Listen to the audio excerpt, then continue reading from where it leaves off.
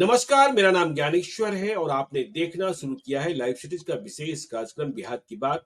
बिहार की बात के लिए हमारे साथ बिहार के जाने माने political analyst doctor Sanjay Kumar ji हैं। बिहार की स्थिति क्या है संजय जी, हम और आप देख रहे हैं। छपरा सीवान में जहरीली शराब कांड ने क्या कर दिया और सरकार कह रही है कि इसका शराबबंदी से क्या वास्ता। लेकिन चलिए, शराब पर सियासत जारी है। तेजस्वी यादव ने तीखे सवाल कल पूछे थे, पर आज हम बिहार की बात में चर्चा करेंगे यात्रा पॉलिटिक्स की। बिहार में इन दिनों हर कोई यात्रा ही कर रहा है और देखिए, चुनाव अगले साल है। झारखंड में चुनाव की रणभेरी बज गई है। अपने यहां भी 4 विधानसभा क्षेत्रों में उपचुनाव होने हैं।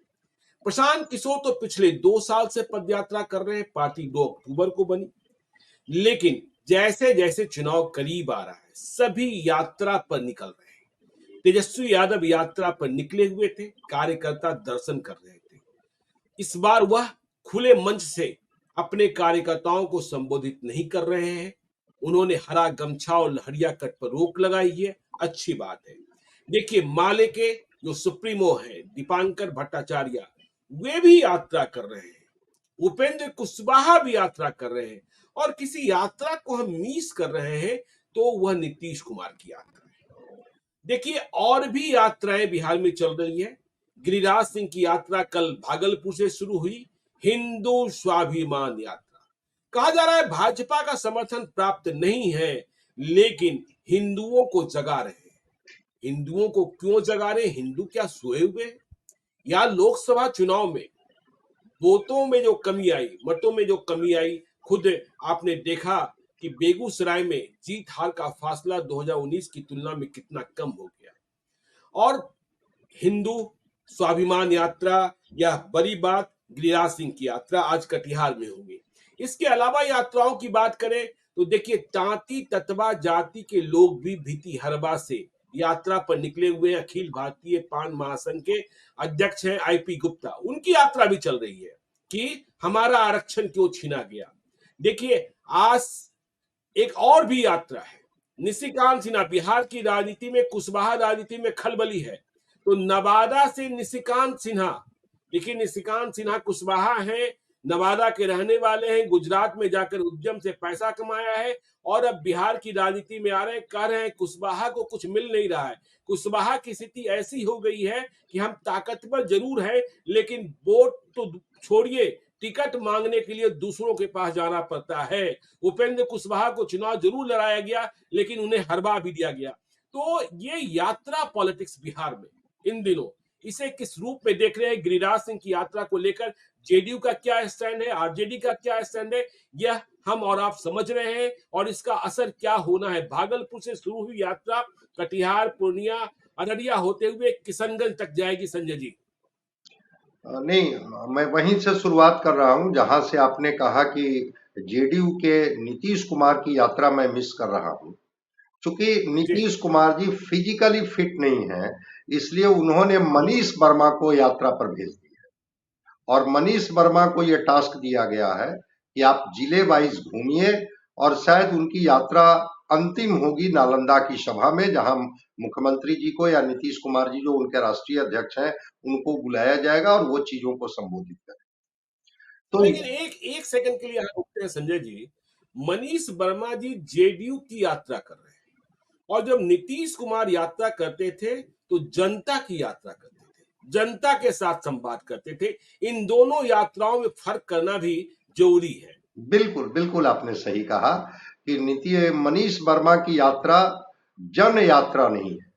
मनीष वर्मा जी की यात्रा जेडीयू और जेडीयू के कार्यकर्ताओं के लिए यात्रा है और उनको कहा जी गया है, टास्क दिया गया है कि मनीष वर्मा जिस जिले में होंगे वही वो मुख्य अतिथि होंगे और जनसंवाद अपने कार्यकर्ताओं के साथ करेंगे। तो बिल्कुल आपने कहा कि बहुत बड़ा अंतर है। चूंकि नीतीश कुमार जी की यात्रा पॉलिटिक्स, मैं जरा इसकी पृष्ठभूमि पर, चूंकि बाहर से अच्छा है कि बिहार सेंट्रिक हम लोग अगर बात करें तो दो बड़ी यात्रा, बिल्कुल। एक आडवाणी जी की रथ यात्रा जिसको लालू प्रसाद जी जी ने इसी बिहार की मिट्टी पर, इसी बिहार की जमीन पर रोका था, और उस यात्रा को रोकने का लाभ लालू प्रसाद को अब तक मिल रहा है। वो जो एक माई समीकरण बना, जो मुस्लिम समाज जो उस समय इनके साथ जुड़ा, आज तक उसकी फसल लालू प्रसाद काट रहे हैं। और दूसरी यात्रा कि नीतीश कुमार 2005 में मात्र कुछ दिनों के लिए सरकार बनी थी और फिर इनकी सरकार गिर गई थी, तो नीतीश कुमार यात्रा पर निकले थे और उस यात्रा के बाद ही 2005 में कंफर्टेबल मेजॉरिटी से बीजेपी की ही मदद से ही लेकिन इनकी सरकार बनी, जो आज तक नीतीश कुमार उस पर खड़े हैं या मुखिया बने हुए हैं बिहार। तो यो बिल्कुल। दो यात्राओं की जो पृष्ठभूमि है, एक यात्रा नहीं, हम एक और यात्रा को जोड़ देते हैं संजय जी। 1977 में इंदिरा गांधी हार गई, देश ने हरा दिया और फिर बेल्छी नरसंहार हुआ। बेल्छी की यात्रा इंदिरा गांधी की यात्रा, सत्ता में वापसी की यात्रा थी। रात को पहुंची थी, हाथी पर चढ़कर गई थी, नदी पार कर पहुंची थी और फिर पूरे देश ने इंदिरा गांधी को बुला लिया था और इंदिरा गांधी कुछ वर्षों के बाद सत्ता में वापस हो गई थी। तो उस यात्रा को भी हमें नहीं भूलना चाहिए, नहीं, बड़ी यात्रा थी वो यात्रा तो ऐतिहासिक यात्रा इस देश के लिए थी ना, जी। कि जब जी। इंदिरा गांधी की जीप उस बरसात की रात में नदी पार करने की स्थिति में नहीं थी, हाथी मंगाया गया था, बिल्कुल आपने सही कहा, और हाथी पर बैठ करके जिस इंदिरा गांधी के खिलाफ देश में जो आक्रोश था, जो परिवर्तन की भूमि का गवाह बिहार बना था, उसी बेल्छी नरसंहार में जब हाथी पर बैठ करके इंदिरा गांधी वहां पहुंचती है, तो पूरे देश की तस्वीर बदल जाती है और इंदिरा गांधी को कहा जाता है कि फिर थंपिंग मेजॉरिटी से इनकी वापसी होती है। वह भी बिहार की परिवर्तनकारी जमीन और उस यात्रा का गवाह रहा है। बिल्कुल आपने कहा कि वह भी यात्रा भी और इसी यहीं बिहार पर की। देखिए, यहीं पर संजय जी मैं एक और यात्रा का इंतजार कर रहा हूँ। सभी लोग यात्रा कर रहे हैं। तेजस्वी यादव ने अपनी यात्रा रोकी क्योंकि उपचुनाव का ऐलान हो गया। दीपांकर भट्टाचार्य की यात्रा, देखिए प्रशांत किशोर की पद यात्रा, अब पता नहीं जिधर चुनाव होने हैं, उपचुनाव होने हैं वहां होगी, या फिर जो भी यात्राएं चल रही है, उपेंद्र कुशवाहा की यात्रा, निशिकांत सिन्हा कुशवाहा की यात्रा या आईपी गुप्ता की यात्रा, हमें यह बात समझ में नहीं आ रही है कि ये लोग, सत्ता पक्ष के लोग तो नहीं जाएंगे, लेकिन छपरा सिवान में जहरीली शराब के कारण जो मौत हुई है, उनके घरों में सबसे पहले आंसू पोंछने की यात्रा कौन करेगा? सत्ता पक्ष वाले तो करेंगे नहीं। तो हमने कल ट्विटर पर ऐसे ही पूछा भी है लोगों से कि सबसे पहले तेजस्वी यादव पहुंचेंगे या फिर ऐसे मौकों पर पहुंचने के लिए जो चर्चित रहे हैं पप्पू यादव, वे पहुंचेंगे या फिर प्रशांत किशोर पहुंचेंगे? इस यात्रा का भी इंतजार है। देखिए, सरकार से सवाल पूछिए लेकिन लोगों का आंसू भी पूछिए। नहीं, बिल्कुल, यात्रा का मतलब ही होता है जन संवाद, जनता के दुख और दर्द की पीड़ा को रुक करके, ठहर करके समझना, पढ़ना और उसके निराकरण की दिशा में प्रयास करना। बिल्कुल आपने एक कटु सवाल पूछा कि क्या उस यात्रा के हिस्से में छपरा और सिवान के वो महिलाएं जिनके सुहाग उजड़ गए, जिनके घरों के चिराग बुझ गए, जिसका कमाने वाला भी इस दुनिया में नहीं रहा और जिसके सामने खुला आसमान है और खाली धरती है, क्या उन यात्राओं का थोड़ा भी, एक बूंद हिस्सा भी उस इलाके के लिए इन राजनीतिक पार्टी के नेताओं का नहीं है? चाहे वो यात्रा उपेंद्र कुशवाहा की हो या मुकेश सहनी जी की हो, चाहे वो ताती तत्वा समाज की यात्रा हो। हाँ, मुकेश सहनी भी यात्रा कर रहे हैं, मुकेश सहनी की भी यात्रा चल रही है। तो क्या इन यात्राओं के हिस्से का वह अंश नहीं है वो छपरा और सिवान के जहरीली शराब से असमय मौत को बुला लेने वाले उन लोगों के, उन गरीब परिवारों के? मैंने देखा था कल भी वो चिथड़ों में लिपटी हुई जिंदगी, वो बेबस आकाश की तरफ ताकते हुए बच्चे और भविष्य के प्रति बिल्कुल शून्य भाव से देखती हुई वो महिलाएं। क्या यात्राएं, क्या इन नेताओं के रुख कभी उस तरफ नहीं मुड़ते हैं? ठीक है, आप राजनीति कीजिए, सियासत की यात्रा खूब कीजिए, अपने समाज, अपनी जाति, अपनी अस्मिता की बात कीजिए।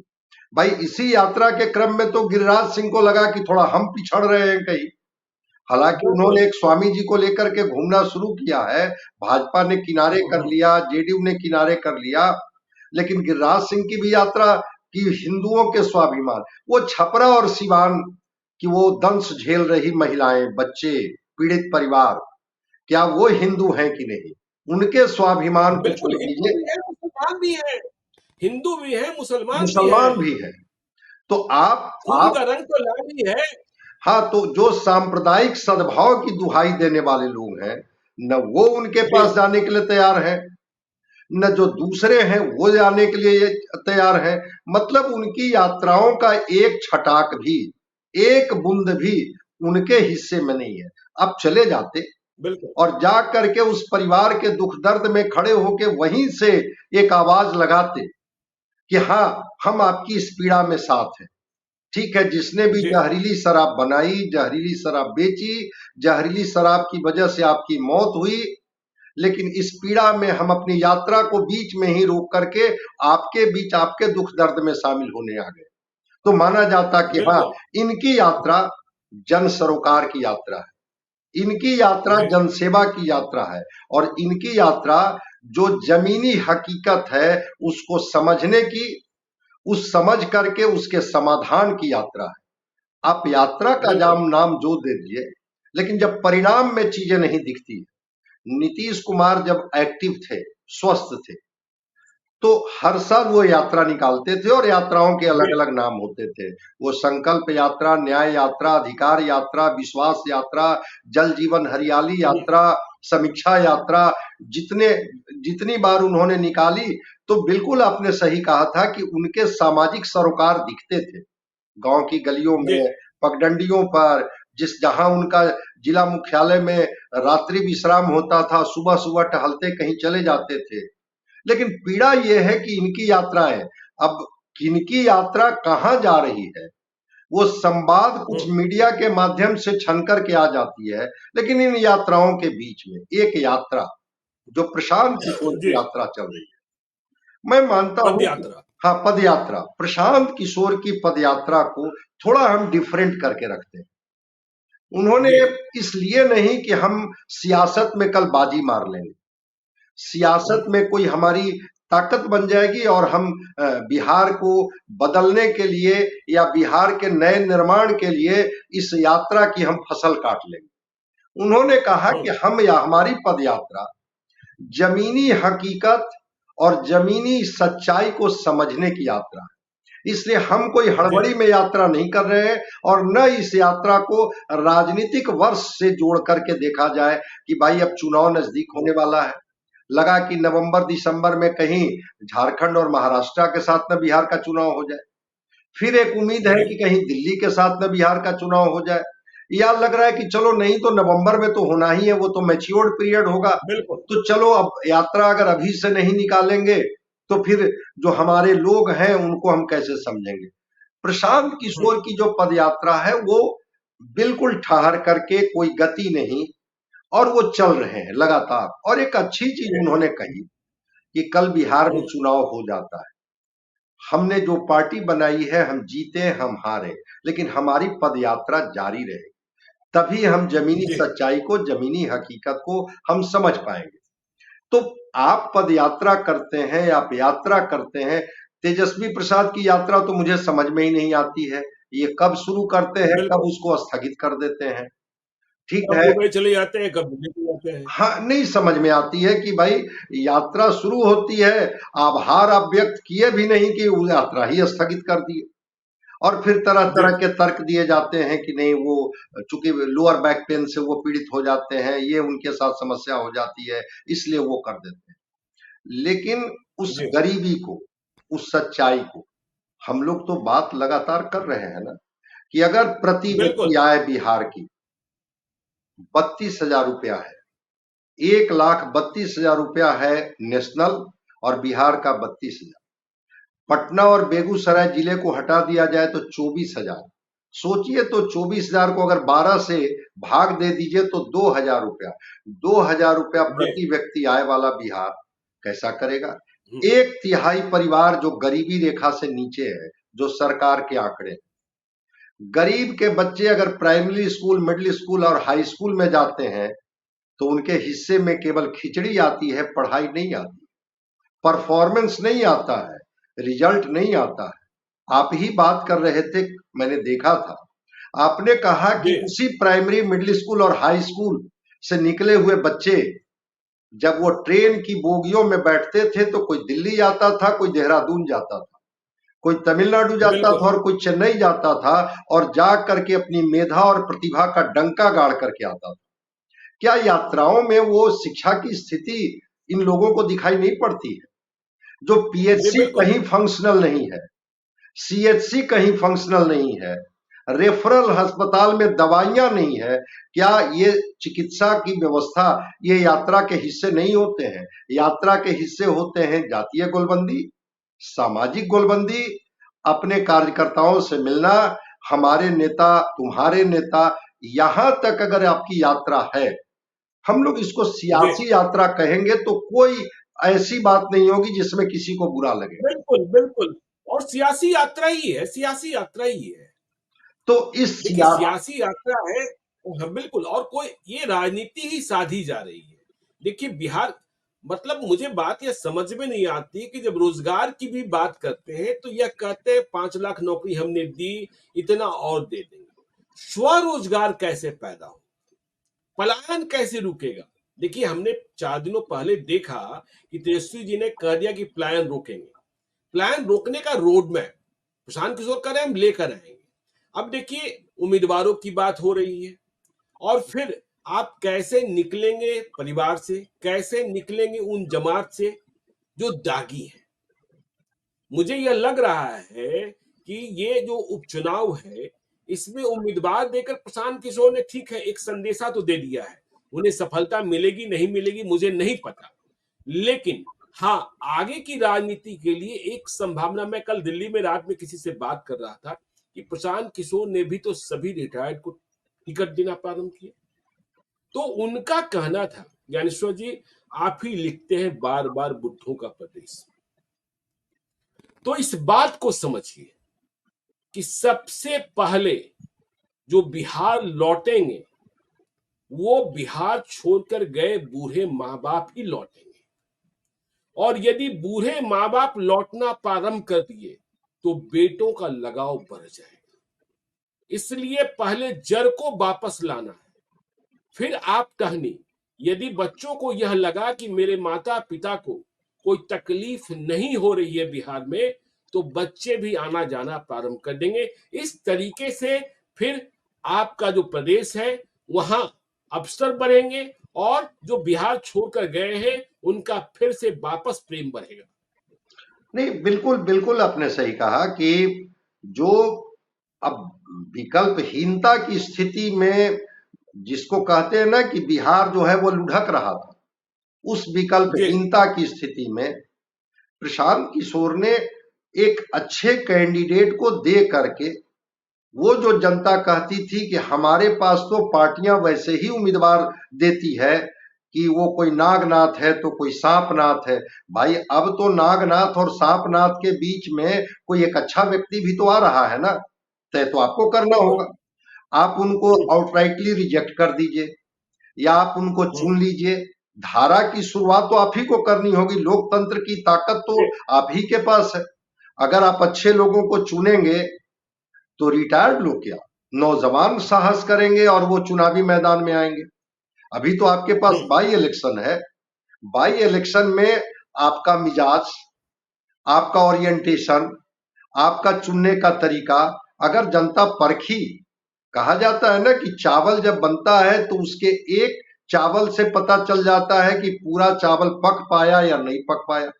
बाई इलेक्शन तो वो टेस्टिंग है ही ना, कि जो बिल्कुल लोग भी बिल्कुल। अच्छे उम्मीदवार हैं, आपके हम्म, प्रायोरिटी में आपकी जाति है, आपके प्रायोरिटी में आपका समाज है, आपकी प्रायोरिटी में अच्छा व्यक्ति है जो आपका रिप्रेजेंटेटिव है। 1 साल के लिए ही सही, 1 साल अच्छा व्यक्ति को चुन करके भेजिए ना। और तो चुन करके भेजेंगे तो क्यों रिटायर, क्यों नौजवान आएंगे।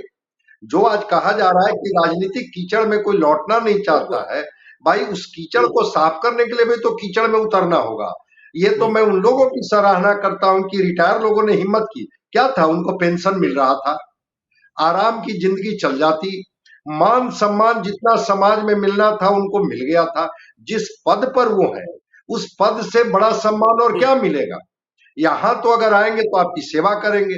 तो जनता अगर यात्राओं को लेकर के, जनता अगर उम्मीदवारों के चयन को लेकर के, और जनता जो बिहार की पीड़ा है उसको लेकर के अगर मुखर होती है तो उसके रिफ्लेक्शन दिखेंगे। और फिर मैं कह रहा हूं, जो आपने कहा कि एक व्यक्ति तो कम से कम इस बिहार में लगता था कि जहां भी कहीं इस तरह की घटना होती थी, पप्पू यादव का आपने नाम लिया, कि बिल्कुल, पप्पू जी बिल्कुल। वहां पहुंच जाते हैं, और पहुंच हम्म, करके ढाढ़स बंधाने से लेकर के और सरकार के तरफ भी एक ऊंची आवाज में, मजबूत आवाज में वो कहते हैं कि यह लोग भी तो आप ही के हैं, आप ही के सूबे के हैं, आप ही के प्रदेश के हैं, इनके हिस्से में भी तो सरकार के खजाने का कुछ अंश होना चाहिए। जो बार बार नीतीश कुमार और नीतीश कुमार की पार्टी के लोग कहते हैं कि भाई आपदा पीड़ितों का राज्य के खजाने पर पहला अधिकार है। आप जन समस्याओं का निदान अगर आप नहीं करेंगे, सियासी यात्रा हम्म, के मदद से केवल आप अपने को साधेंगे कि जनता के बीच में हम प्रासंगिक बने रहे, तो जनता अब इन यात्राओं को भी समझने लगी। इन अरे यात्राओं जाति यात्रा देखिए, जाति यात्रा देखिए ना। अब देखिए, सुप्रीम कोर्ट ने आरक्षण खत्म किया तांती ततवा का। बिहार सरकार को आरक्षण रद्द करना पड़ा, एससी से ईबीसी में आ गए। अब तांती ततवा बिल्कुल आंदोलन कर रहे हैं। भीती हरवा से पद यात्रा शुरू हुई है, पदयात्रा नहीं, यात्रा शुरू हुई है 6 अक्टूबर को। और अब आग गांव गांव में फैल रही है। तांती ततवा कह रहे हैं कि देखिए, सरकार यदि चाहती तो आरक्षण बचा सकती थी। और देखिए, दूसरी ओर जो नवादा से आज यात्रा शुरू हो रही है निशिकांत सिन्हा कुशवाहा की, कुशवाहा राजनीति समझ में ही नहीं आती है। और कुशवाहा कब किसके साथ रहेंगे नहीं रहेंगे, लोकसभा चुनाव में आपने देखा ही विभाजन कैसे हो गया। और आज नवादा में सभा होगी, फिर यात्रा होगी, कल नालंदा में यात्रा है। तो कुशवाहा राजनीति, अब देखिए एनडीए में दो बड़े चेहरे, उपेंद्र कुशवाहा और सम्राट चौधरी। अब देखिए आरजेडी में भी हो गए अभय कुशवाहा, चुनाव जीत गए। चित्तौड़गढ़ में उन्होंने हरा दिया सुशील सिंह को 1952 के बाद। वहां पहली बार गैर राजपूत चुनाव जीता। तो आगे जो चुनावी राजनीति है, चुनावी समर है, उसमें कुशवाहा राजनीति पर भी ध्यान रखना होगा। क्योंकि देखते हैं कितना असर, जैसे ही उपेंद्र कुशवाहा हराए गए हम कह रहे हैं, तो उन्हें राज्यसभा भेजना पड़ा। हाँ, वहां खेला हो गया, 4 साल की जगह 2 साल वाली सीट मिली। भगवान सिंह कुशवाहा को तुरंत भेजना पड़ा। तो कुशवाहा राजनीति फिर से उलझती हुई दिखाई पड़ रही है। और जब हम विधानसभा चुनाव की बात करते हैं, तो लोकसभा चुनाव में हमने यह देखा कि कुशवाहा बट गए थे। लेकिन विधानसभा में हम यह देख रहे हैं कि इंडिया ब्लॉक में वैकेंसी तो है नहीं मुख्यमंत्री पद के लिए। और एनडीए में लब कुश को ही होना है, लब कुश को ही होना। तो कुशवाहा राजनीति को और इस यात्रा को भी समझना आवश्यक है, संजय जी। बिल्कुल आपने सही कहा। और देखिए, संजोग ऐसा देखिए कि दोनों कुशवाहा के बड़े नेता, उपेंद्र कुशवाहा एनडीए के जी। बड़े नेता हैं, उन्होंने सम्राट मगध के चौधरी। उसी जमीन से यात्रा की। कुर्था के अरवल से उनकी जी, यात्रा की शुरुआत होती है, वो मगध का इलाका बिल्कुल। है। निशिकांत सिन्हा की यात्रा नवादा से शुरू होती है, उसी मगध के इलाके से होती है। जी, मगध के ही उस औरंगाबाद क्षेत्र में कुशवाहा जाति का उम्मीदवार पहली बार जो आरजेडी के कैंडिडेट बने अभय कुशवाहा, उन्होंने उस चित्तौड़गढ़ में जाकर के चुनौती दी और कुशवाहा वहां पर जीत करके मेंबर ऑफ पार्लियामेंट बन गए। तो वह मगध की बिल्कुल। जमीन को कुशवाहा लोग अपने तरह से साधना चाहते हैं। जगदेव प्रसाद भी उसी मगध के इलाके से आते थे, उसी जगदेव प्रसाद का जी। नाम लेकर के सारे लोग घूम रहे हैं। इन लोगों का कहना है, ओबीसी को अगर थोड़ा हम लोग समझे तो ओबीसी में संख्या 22 सबसे बड़ी जाति है यादव। 90 से जी, 2005 तक लालू प्रसाद या राबड़ी देवी के रूप में बिहार में यादव मुख्यमंत्री, या मुख्यमंत्री के ये प्रतिनिधि के तौर पर राबड़ी देवी जो मुख्यमंत्री रही वो रही। बिल्कुल। उसके बाद नीतीश जी, कुमार लगातार 2005 से 24 तक कुर्मी जाति से आते हैं। कुशवाहा जी। समाज को लगता है कि हमारी बारी कब आएगी, हम कब हुँ, मुख्यमंत्री बनेंगे। क्योंकि ये तो अब लगता है कि राजनीति की धुरी बिहार की अब ओबीसी या ईबीसी के इर्द गिर्द ही घूमेगी, या दलित पर जी, पार्टियां दांव लगाएगी। तो कुशवाहा और समाज। प्रशांत किशोर को छोड़िए तो और प्रशांत किशोर को छोड़िए तो बाकी लोग जाति की ही बात कर रहे हैं। मैं तो कह रहा हूं कि प्रशांत किशोर ने तो कभी जाति की बात ही नहीं, उन्होंने तो जमायत की बात की। उन्होंने कहा जी। कि भाई बिहार मुद्दे की बात की। उन्होंने तो यहां तक कहा, एक व्यक्ति ने दो दो बातें उन्होंने बड़ी साहसी की। एक बात उन्होंने की कि हम सत्ता की भागीदारी के लिए नहीं आए हैं, व्यवस्था परिवर्तन के लिए आए हैं। ठीक है, एक पार्टी जी एक बिल्कुल। ऑप्शन के रूप में होगा, अगर आप चुनेंगे हम्म, तो एक अच्छा सुचिता की राजनीति का एक पटकथा आप लिखेंगे और हम उसको देंगे। और दूसरी बात, उन्होंने शराब पर बड़ा मुखर होकर के कहा, ये जो मौत का जी। नृत्य और मौत का तांडव और मौत का मंजर जो हमें दिख रहा है, हम्म, उन्होंने कहा कि अगर शराबबंदी होती तो मैं भी इसके पक्ष में रहता, लेकिन बिल्कुल। शराबबंदी कागजों में है, जमीनी हकीकत में शराबबंदी अगर नहीं है तो फिर इस तरह के शराबबंदी का मैं पक्षधर नहीं हूं, चाहे इसकी वजह से वोटों का जितना नुकसान मुझे उठाना पड़े। इसका जी। मतलब है कि वोट और वोट के सौदागरी की बात तो वो नहीं कर रहे हैं। उनको तो हम्म। इससे नहीं मतलब है कि किससे हम जनता खुश हो जाएगी, किससे जनता नाराज हो जाएगी। कम से कम और सत्य हमने बोलने यह भी की देखा हिम्मत तो संजय है। जी, हम- हमने यह भी देखा कि छपरा सिवान कांड के बाद उन्होंने यह कहा कि मैं पहले कहता था कि 1 घंटे में खत्म करूंगा, अब मैं कह रहा हूं मिनटों में खत्म करूंगा यदि मुझे मौका मिला तो। भाई मैं तो कह रहा हूं कि जो शराब पीने वाले लोग हैं, कोई रेगुलेटिंग बॉडी जी। तो है नहीं। उस पौच पर और हम्म, उस बोतल पर तो लिखा हुआ नहीं है कि यह नकली शराब है कि जहरीली शराब है, ये कच्ची शराब जी। है कि खराब शराब है। तो उनको तो बस हम्म, उस हाट बाजार में मिला शराब के नाम पर और पी लिए, और पीने के बाद इस दुनिया से रुखसत हो गए, छोड़ दिए तो अपने परिवार को बेसहारा, जो केवल आसमान की तरफ देख रहा है। मेरा कहना है कि रेगुलेशन की बात इसलिए वो कर रहे हैं कि कम से जी। कम अगर शराब परमिट सिस्टम के आधार पर गुजरात मॉडल पर ही आप रखेंगे, दूसरे राज्य के मॉडल पर ही रखेंगे, तो इसकी तो गारंटी होगी कि किसी दुकान में न जहरीली शराब बिक रही है न नकली शराब बिक रही है। मौत का तांडव का दृश्य तो नहीं देखना होगा। और कल भी मैं कहा था हम्म, कि वो मौत आती है किसके हिस्से में? गरीबों के हिस्से में, उन्हीं गरीब बिल्कुल। मजलूमों के हिस्से में, जिसके पैकेट में 10 20 50 रुपए होते हैं, जिसमें वो जहर पी करके और असमय दम तोड़ देते हैं। अमीर तो आज हम्म, भी शराबबंदी के बाद भी अच्छी शराब, बढ़िया शराब, वो 2,000 में मिले या 10,000 में मिले, वो खरीद के पी ही लेते हैं। कहां कभी हमने उन्हें देखा तो कि विदेशी अच्छी शराब और शराब स्कॉच पी चाहिए, करके वो मर गए? उन्हें तो विदेशी शराब और स्कॉच चाहिए ना। बिल्कुल बिल्कुल बिल्कुल बिल्कुल, तो वो तो मिल गए। तो जब गरीबों जी। के नायक की बात करते हैं, गरीबों के मसीहा की बात करते हैं, फिर गरीबों के बारे में सोचना आपने बंद क्यों कर दिया? और कई राज्य, केरला ने यह प्रयोग किया, जी।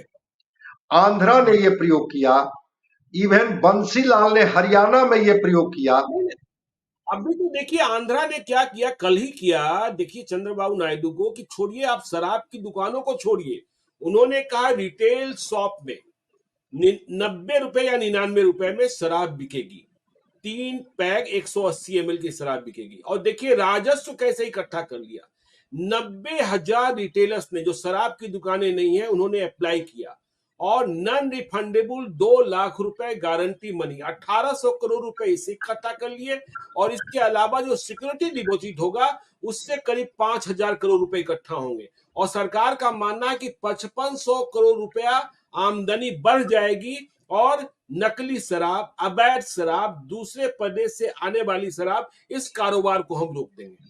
अब बिल्कुल नहीं, वो एक एक कह तो दिए कि पूरी दुनिया का इतिहास, कनाडा, जी। अमेरिका, फिनलैंड, आयरलैंड, पूरे विश्व, भारत के कई राज्य जहां पर ये चीजें हैं, अगर आप रेगुलेट नहीं कर रहे हैं, दुकानों में जी।